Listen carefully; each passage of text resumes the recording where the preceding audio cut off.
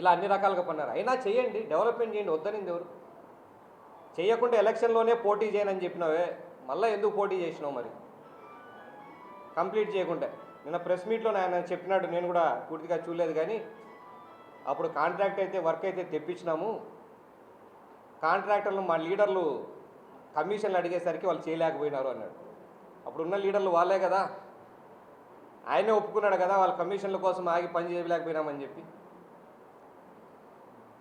Contract tender పిలిపించినారు కానీ land అక్విజేషన్కి సంబంధించిన budget కూడా అలాట్ చేయలేని పరిస్థితిలో ఉన్నది పరిస్థితి.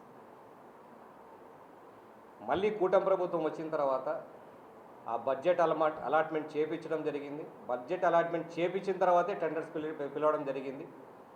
దానికి అనుగుణంగా, ఎందుకనంటే ల్యాండ్ అక్విజేషన్ బడ్జెట్ లేకుండా పని ఎలా మొదలు పెడతారు? అవన్నీ చేయడానికే ఇన్ని రోజులు టైం పట్టింది. మేము మొదలు పెట్టాం, తొందరగా కంప్లీట్ కూడా చేస్తాం, చేసినాకే మేము మాట్లాడతాం, అది అయిపోగొట్టిన తర్వాతనే మేము మాట్లాడతామని చెప్పి మరొకసారి తెలియజేసుకున్నా. ఈ మంచి పనికి సపోర్ట్ చేయడానికి వచ్చిన బీసీ జనార్దన్ రెడ్డి గారిని ఏమంటే మాట్లాడినారు. బీసీ జనార్దన్ రెడ్డి గారు ఏమడిగారా మిమ్మల్ని?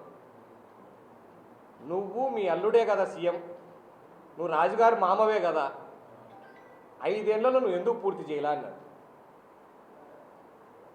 ఆయన మేము అప్పుడు ఎందుకు పూర్తి చేయాలని అడుగుతాడు, కానీ ఈ 5 ఏళ్లలో ఎందుకు పూర్తి చేయాలని సమాధానం చెప్తాడా?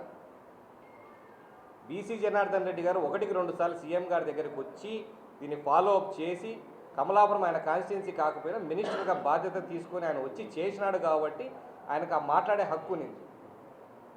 నీకు మాట్లాడే టాపిక్ లేక డైవర్ట్ చేయడానికి ఆ యొక్క మీద కామెంట్ చేస్తావు, ఆ యొక్క డబ్బులు కలెక్ట్ చేస్తుందని. ఏం సంబంధం మన ఆర్ఓబికి ఆ యొక్క కలెక్ట్ చేసేదని?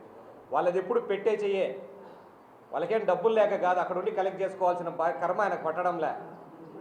బీసీ జనార్దన్ రెడ్డి మంచి సావుకారి, ఆయన ఆ యొక్క ఏ రోజైనా 10 మందికి అన్నం పెట్టేది, ఏ రోజైనా 10 మందికి హెల్ప్ చేసే విధానంలోనే కానీ ఇట్లే ఉన్నింది, కానీ ఎప్పుడు అడిగి తీసుకున్న పరిస్థితుల ఆమె మీద కామెంట్ చేయడం అంటే మీ బతుకులు ఎప్పుడు ఇంతే, ఎప్పుడు వచ్చినా డైవర్ట్ చేయడానికి ఒకటి కావాలా. అప్పుడు ఎలక్షన్ డైవర్ట్ కావడానికి మీ ఆయనకు బావ అవుతాడేమో, మా ఎక్స్ఎమ్మెల్యేకి చిన్న బావ, ఆయన హత్యను అడ్డం పెట్టుకొని గెలిచిరి 2019లో. ఇప్పుడు అలాంటివే నువ్వు వాళ్ళ గురించి మాట్లాడితే, ఇప్పుడు ఈయన నువ్వు బీసీ జనార్దన్ రెడ్డి నాయన గాలి జనార్దన్ రెడ్డి అనుకునేవు, మీ ఫ్రెండ్ గాలి జనార్దన్ రెడ్డి కాదు.